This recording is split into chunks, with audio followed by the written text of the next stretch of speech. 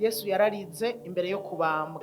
Ntiyarikarizwa nuko agira abambwe, yarikarizwa nuko abambwe, ariko na message yatanze asize abona ataco yababwiye, cane cane ko bamubambiye i Yerusalemu. Usomye aha mu Baheburayo 5:7 haravuga ngo Kristo mu misi yabaye mu mubiri, amaze kwinginga no gusenga cane, yashoboye kumukiza urupfu, atakamba cane arira, kandi amaze kumvirwa kubwo kuyubaha kwiwe. Usomye muri iki gitabo cose c'Abaheburayo n'ahandi Yesu yarize, amarira yiwe yajana no kwinginga, yajana no gusenga, yaba ariko aringinga, yinginga Imana, arira, aboroga. Simvuze yuko amasengesho yose dutegerezwa gusenga turira, oya, hari ibihe dusenga tutariko turarira, ariko hariho n'ibindi bihe dukwiye gusenga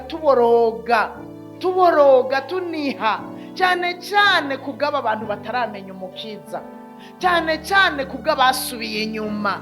Erega rero abasubiye inyuma baranamenye umukiza, nabo bakwiye gutuma tuboroga, nabo bakwiye gutuma turira.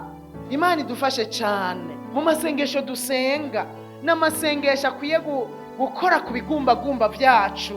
Amasengesho ukora atakoze ku bigumbagumba nubusa, ubu uri kurasenga usamaye. Amasengesho ukora atari karakora ku bigumbagumba nyene ngo wumve umutima kumenetse, kujanjaguritse, ngo usuke ibishika vyose imbere y'Imana, wapi? Hari igihe usanga uri kurasenga usamaye, vyacucunye natari huri, kuko Satani hari igihe atera ivyiyumviro vyacu iyo turiko turasenga, akagutera kugira ngo ntubandanye usenga kubera azi kumubangamira, akagutera kugira usenga usamaye, amasengesho abe impfagusa. Haleluya! Yesu yararize, yarasenga yingingira Imana, abantu, ubwoko bw'Imana, abantu abaremwe, yarasenze arira.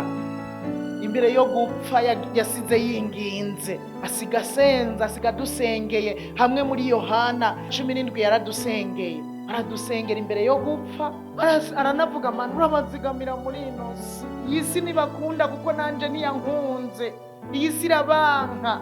Hajya yabivuga arira, afise agahinda, afise umubabaro. Imbere yo gupfa asiga yinginze Imana, asiga dusengeye.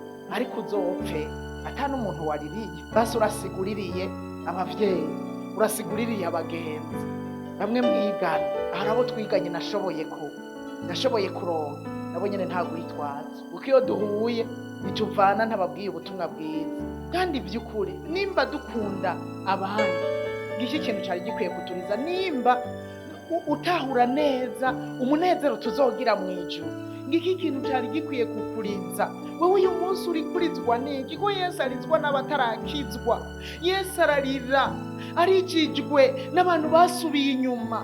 Yesu ararira, arijijwe no kukomantara k'umutima wawe.